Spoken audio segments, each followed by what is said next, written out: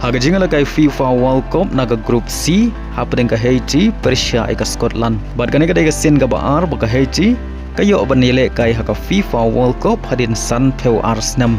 Kata na du Snem khat khandai spa nyau peu sau. Kat baga Scotland kalayo biang banile kai World Cup hadin peu Snem. Abangi pai sya kani ka Jingkhlain kai hapdeng kini ki tli kiri ka Scotland kalayo ban penki jar Nyngkong haga minit ka baar peu pra.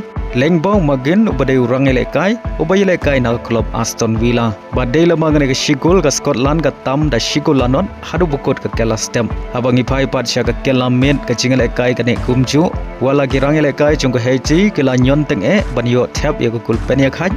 Henry gi klem la ban pen urlong. Adu bukut ka kendai peu minit bat ka additional time. Haga baga Scotland kala khor ka nam chop haga ne Jingkhlain da Shigul lanot.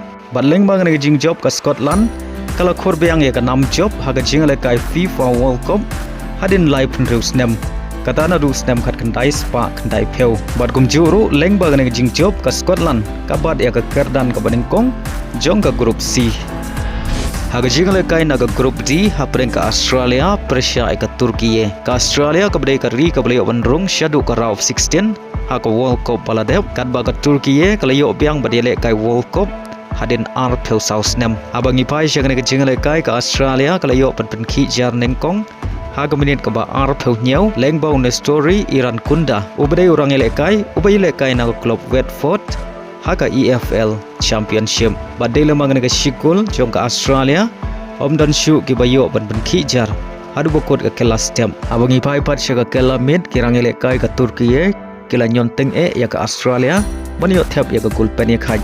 Henry ka Australia kalayo ban tapen ban ya ka gol ka ba haga ne Jingkhlain kata haga minit ka ba nyau peusan lengbau ko normal telfe badela magini ke gol ka Australia kala penlim ya ka Turkiye da lanot wala ka Turkiye ka kham khlain haga ne Jingkhlain kini gide Jingkhlain ki ba shibit men bat la shai ka Jingkhlain na ka Group E kadai hapdeng ka Germany Persia ka Kurako kene ka Jingkhlain no lekai ka Porshipeu Shiteng PM ka Jingkhlain na ka Group F kadai hapdeng ka Netherlands Persia ka Japan badaya ka Jingkhlain oni lekai ka Porship je Shiteng AM ka Jingkhlain na ka Group E kadai hapdeng ka Ivory Coast Persia ka Ecuador bad ka Jingkhlain oni lekai ka Porsau Shiteng AM